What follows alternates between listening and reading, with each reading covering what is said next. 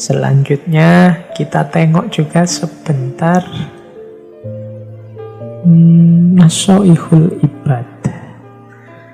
Ini yang di pesantren-pesantren, bahkan banyak guru yang sekarang mengkaji kitab ini, bahkan online, teman-teman tinggal mencari. Banyak ustadz yang sekarang mengkaji kitab ini yang bisa diakses lewat YouTube atau lewat jalur-jalur medsos yang lain. Malam ini saya cuma nyinggung sedikit-sedikit saja biar teman-teman tertarik. Kalau memang sudah tertarik, ikuti kajian beliau-beliau. Ini saya nyuplik beberapa bagian. Yang pertama saya cuplik adalah tentang orang yang bertakwa. Saya melihat ada bagian yang menarik ketika Syekh Nawawi membahas ciri-ciri orang yang bertakwa. Ada 5. Ciri yang kelima, katanya Syekh Nawawi, orang yang bertakwa itu lebih memilih kematian dibandingkan kehidupan. Istilah mati sebelum hidup atau mati di dalam hidup dan seterusnya ini kan sering kita dengar dalam ajaran-ajaran para sufi. Kalau menurut Syekh Nawawi, orang yang bertakwa memilih kematian dibandingkan kehidupan, itu maksudnya ada 4. Kematian yang dimaksud itu bukan kok mati yang terus kita dikubur itu, yang umur kita, jatah umur kita habis. Tapi memilih kematian itu bukan berarti bunuh diri juga. Jangan-jangan teman-teman mengartikannya, wah milih kematian berarti tidak mau kerja, milih kematian berarti bunuh diri, Pak. Tidak. Kematian menurut Syekh Nawawi itu ada 4 kategori. Kematian dalam rangka sebagai cirinya seorang yang bertakwa. Yang ini pakai simbol-simbol warna. Ada mautun ahmar. Mautun ahmar itu kematian merah. Ada mautun abiyat. Mautun abiyat itu kematian yang putih. Ada mautun ahdor. Mautun ahdor itu kematian yang hijau. Ada mautun aswad. Mautun aswad itu kematian yang hitam. Mautun ahmar apa? Mautun ahmar itu pilihlah kematian dengan cara menentang nafsu. Kalau nafsu meminta ke atas, jalanlah ke bawah. Nah, mautun ahmar itu berarti mengalahkan nafsu.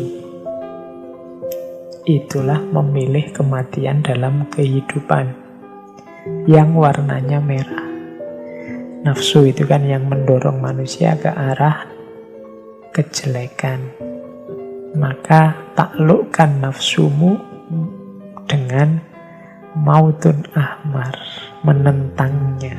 Kalau nafsu minta A, jangan dituruti, beri saja kebalikannya. Nah, yang kedua mautun abiyat. Mautun abiyat artinya apa? Lapar. Orang biasanya milih makan dan kenyang, tapi mautun abiyat pilihlah lapar. Ini termasuk definisi milih kematian dibandingkan kehidupan tadi. Milih lapar itu berarti apa? Lapar itu membuat batin jernih. Kebalikannya kenyang. Kalau kenyang membuat orang terlena, kurang daya untuk melakukan kebaikan. Tapi orang yang lapar, batinnya dan hatinya jernih dan bercahaya. Maka seorang sufi lebih memilih lapar. Yang ketiga, mautun ahdor, maut yang hijau. Kalau ini kesederhanaan, simbolnya pakaian. Jadi tidak bermewahan dalam berpakaian. Itu mautun ahdur. Tadi yang mautun abiyat lapar, kalau mautun ahdur ini sederhana. Dan yang terakhir mautun aswad. Mautun aswad itu tidak merasakan penderitaan yang datangnya dari makhluk karena dia hanya ingat Allah saja. Mautun aswad ini berarti apa? Hidup yang diwarnai oleh Allah saja.